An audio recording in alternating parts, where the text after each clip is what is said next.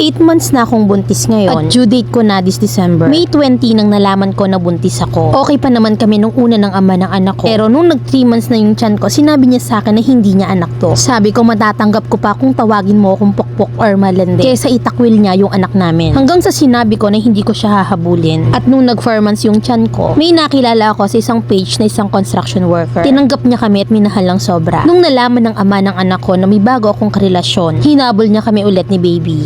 Hanggang sa tinanggap ko siya ulit dahil ayokong isipin niya na masama akong babae. Kaso wala siyang work. At never kaming nagsama dahil hindi niya kayang ibigay yung needs namin ni baby. Kahit check up ko, hindi niya kayang i-provide. Hanggang sa dumating sa point na umuwi kami ng province, ang daming masasakit na salita yung binibitawan ng pamilya niya sa akin. Pinananalangin pa na mamatay na kami ng baby ko. Sobrang sakit lang sa pakiramdam dahil galit ang buong pamilya ko sa kanya. Pero pinagtakpan ko pa rin siya alang-alang sa anak ko. Pero nitong nakarang araw ay bigla na naman siyang nag-message sa akin. At sinabing hindi siya ang ama ng anak ko. Ano ba yung gagawin ko? Hahayaan ko na lang ba siya? At piliin ko na lang mabuhay na kaming dalawa lang ng anak ko? Or hahabulin ko siya? Mami Len, sana mabigyan niyo ako ng advice. Letter sender, Lynn ng Iloilo. Anong hinahabol mo dyan eh hindi naman pala kayang mag-provide? At paanong hindi malilito na kung siya yung ama? Iyan nga't buntis ka, nagkakaroon ka ng relasyon agad-agad sa iba. Hindi ba pwedeng mag-focus ka muna sa pinagbubuntis mo? At dun pa lang sa tinangging ama siya. Ang tanga lang kung maghahabol ka pa.